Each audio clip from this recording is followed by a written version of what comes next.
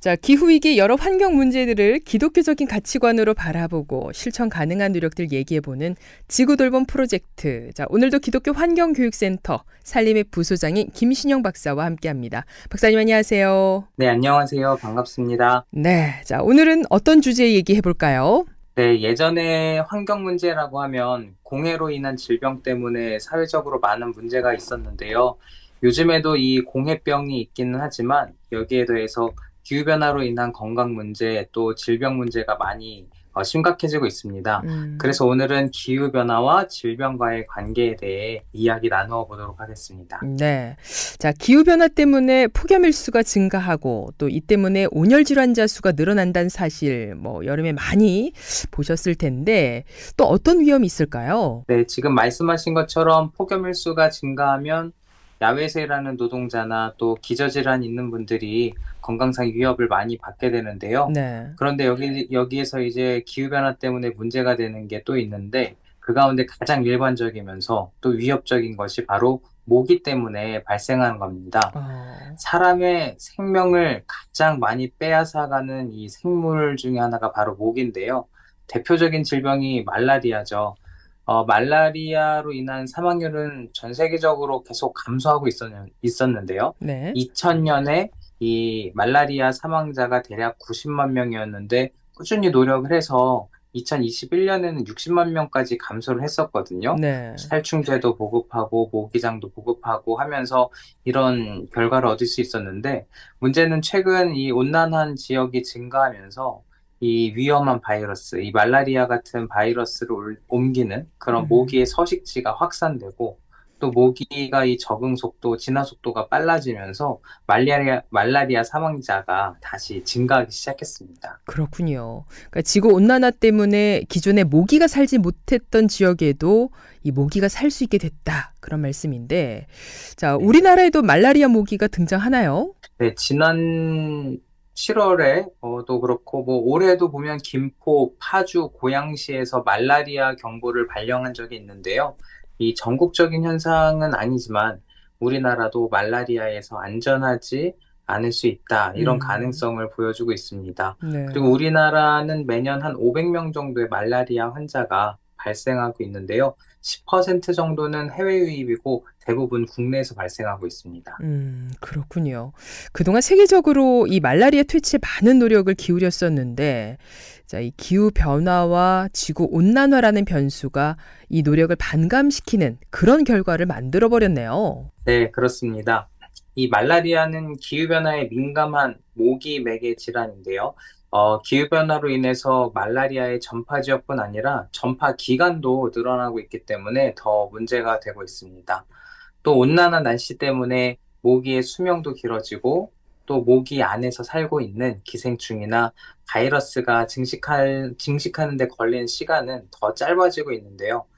이런 요인들 때문에 이 모기맥의 감염병의 위험이 계속 증폭되고 있습니다. 지금도 모기맥의 질병으로 매년 70만 명가량의 사망자가 발생하고 있는데요. 이 숫자가 사실 매년 전쟁이나 또 유혈 폭력으로 인한 사망자보다 많고요. 또 최근 한 연구에 따르면 2100년경에는 매년 이 말라리아 환자가 5천만 명 정도 생길 것이다. 이렇게 추정하고 있습니다. 그렇군요. 그러니까 이 기후변화로 인해서 이 모기가 전성기를 누리게 되었다. 이렇게 볼 수가 있겠어요.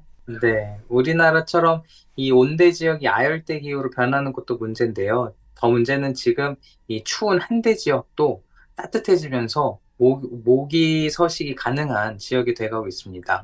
지금 기온 상승률이 가장 크게 나타나고 또 이 기후변화의 그 속도가 한 2배 정도 더 빠른 게 북반구 고위도 지역인데요. 네. 빙하가 녹아서 이제 땅이 드러나고 거기에 물웅덩이가 생기지 않습니까? 그렇죠. 그리고 요즘에 이 북반구 지역, 시베리아, 알래스카 이런 데 보면 기온이 30도가 넘는 일이 많아지거든요. 그러다 보니까 모기가 살 수 있는 최적의 환경이 많이 조성되고 있습니다. 온도가 1도 오르면 모기 유충의 성장 속도가 10% 증가하고 또 온도가 2도 오르면 모기의 생존 가능성이 53%나 높아진다고 하는데요. 지금 이 북극 지역의 모기 증가는 앞으로 계속될 것 같습니다. 그러니까 이제 모기맥의 감염병들이 풍토병이 아니라 세계적으로 유행하고 확산되고 있는 것이라고 볼 수 있습니다. 그렇군요. 자, 북극하면 술록이나 곰이 떠오르는데 모기는 굉장히 생소해요. 네, 요즘에 북극에 이제 얼음 대신 갯벌과 수많은 웅덩이가 생겨나고 있는데요. 근데 여기가 날씨가 뭐 해가 쨍쨍하고 사막이랑 다르게 건조하지 않다 보니까 물웅덩이가 사라지지가 않습니다. 네. 그래서 이제 북극에는 모기가 굉장히 우리가 듣기엔 생소하지만 흔한 일이 되어버렸습니다. 특히 음, 시베리아 툰드라 지역에서는 이제 모기들이 떼로 다니면서 술록들을 공격을 해갖고 많은 피해를 입고 있는데요. 모기떼의 공격에 이제 술록들이 목숨을 잃기도 하고요. 그러다 보니까 술록이 서식지를 옮겨서 다른 데로 가기도 하고 또 술록에 의존해서 살아가고 있는 지역 주민들 같은 경우는 이제 생계에도 악영향을 받고 있습니다. 그러니까 이게 기후변화가 북극 얼음의 해빙을 가지고 오고 그것 때문에 모기가 증가하고 그러다 보니까 술록이 감소하고 그러다 보니까 생태계나 지역 문화 파괴 같은 연쇄 현상이 발생하고 있는 것입니다. 그렇군요. 자, 이 모기가 옮기는 병이 말라리아뿐이 아닐 텐데, 자, 모기가 매개하는 다른 질병들도 증가할 수밖에 없겠다. 그렇게 볼 수 있겠어요? 네, 그렇습니다. 말라리아뿐 아니라 댕기열, 지카 바이러스, 치kun구니아 바이러스도 기온 상승으로 인해서 확산되고 있는데요. 봄에 날씨가 좋아지면 사람들이 집에서 나와서 여기저기 여행하고 나들이 하잖아요. 네. 그것처럼 이제 모기들도 기온 상승 때문에 철을 만난 것처럼 여기저기 음, 넓게 돌아다니고 있다고 볼 수 있는데요. 그래서 프랑스 같이 이 댕기열이 한 번도 발생하지 않았던 곳에서 요즘에 댕결 감염이 발생하고 있고, 또 페루나 방글라데시처럼 오랫동안 댕결과 싸워온 그런 국가들에서는 그동안의 노력을 수포로 만들어 버리면서 이 댕결이 더욱더 이렇게 심각해지고 있습니다. 또 이 치쿤구니아 바이러스라고 있는데요. 이름이 좀 생소하지만 이게 아프리카 또 동남아에서 발생하는 질병인데 탄자니아로 탄자니아어로 고통스러워서 몸을 구부린다 이런 뜻을 갖고 있습니다. 네. 이 치쿤구니아 열병은 아프리카와 동남아에서 다시 확산되고 있고요. 이거의 이 국내 발생 사례는 아직 없지만 이 치쿤구니아 바이러스를 옮기는 모기가 흰줄 순모기거든요. 근데 이 모기는 우리나라에도 서식하고 있기 때문에 앞으로도 지속적인 모니터링이 필요할 것으로 보입니다. 그렇군요. 자, 이런 질병의 확산이 많아지면 백신이나 치료제도 많이 필요할 것 같아요. 네, 댕기열 같은 경우는 백신이 있는데요. 지카 바이러스나 치쿤구기아 바이러스에 대한 백신이나 치료제는 아직 개발 중에 있기 때문에 네. 지금으로서는 모기에 물리지 않도록 조심하는 것, 또 음. 위험 지역의 여행이나 방문 자제하는 것이 일단은 최선이라고 할 수 있습니다. 그렇군요.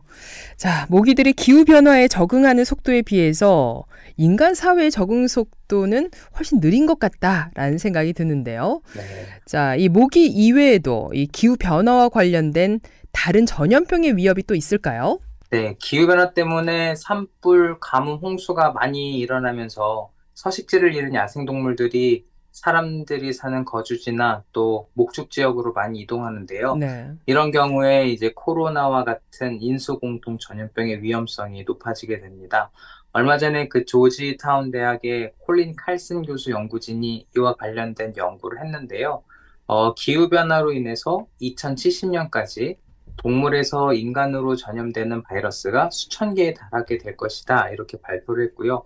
또 지구 온도 상승으로 인해서 이 종 간의 바이러스 확산이 포유류 사이에서만 4,000배 이상 발생할 것이라 이렇게 말하고 있습니다. 그렇게 되면 이제 인간이 추적하고 대응하기 굉장히 어려운 수준으로 이런 바이러스가 뭐 퍼지고 이런 변화들이 일어나게 될 것이라고 보입니다. 그래요. 자, 이 보건 차원에서 대응이 필요한 것도 분명하지만 가장 근본적인 거는 결국 기후변화 차원에서의 대응과 적응이 아닐까 싶어요. 네, 지금 이런 추세에 가장 큰 영향을 미치고 있는 게 사실 기후변화와 토지 이용 변화라고 할 수 있는데요. 네. 그래서 전문가들은 이 육식 중심의 그런 육류 소비, 이 줄일 것을 강력하게 요구하고 있습니다. 음, 독일 본대학 연구팀에서는 이 육식의 증가가 온실가스인 메탄 배출의 증가, 또 토지 사용, 물 사용량 이런 것들을 굉장히 높이고 있기 때문에 기후에 미치는 영향이 높다고 이야기하면서 인간과 또 동물의 건강, 그리고 지구의 건강을 위해서라도 우리가 육류를 생산하고 또 고기를 먹는 것을 좀 줄일 것을 강조하고 있습니다. 네. 자, 신앙적 관점에서 이 기후변화와 질병의 관계를 어떻게 보면 좋을까요? 네, 하나님이 만드신 세상은 굉장히 긴밀하게 연결이 되어 있거든요. 우리가 성경을 보면 하나님이 하나님의 형상대로 인간을 만드시고 또 다른 피조물들로 만든 걸로 이렇게 나오는데, 근데 이게 다른 피조물들은 인간을 위해 인간이 사용하라고 따로 만드신 것이 아니라 서로가 의존하고 상생하도록 만들어 놓으셨습니다. 그런데 이런 상호 의존성 또 상생의 관계를 망각하고 창조 세계를 인간 중심적으로 접근하고 이용하고 또 다루다 보니까 지금의 상황이 오게 된 것입니다. 이런 상황을 보면서 출애굽기가 생각나는데요. 거기 보면 파라오가 하나님의 경고를 무시하다가 10가지 재앙을 당했는데요. 우리의 탐욕과 또 욕심이 불러온 이 기후변화 속에서 하나님의 경고의 메시지를 듣고 우리의 삶의 가치와 방향을 바꾸는 것이 중요하다고 생각합니다. 네. 자, 오늘은 기후변화와 또 질병에 대해서 얘기를 나눠봤는데요. 자, 지구돌봄 프로젝트 다음 주 또 이어가도록 하겠습니다. 오늘 말씀 고맙습니다. 네, 감사합니다. 네, 지금까지 기독교 환경교육센터 산림의 부소장인 김신영 박사였습니다.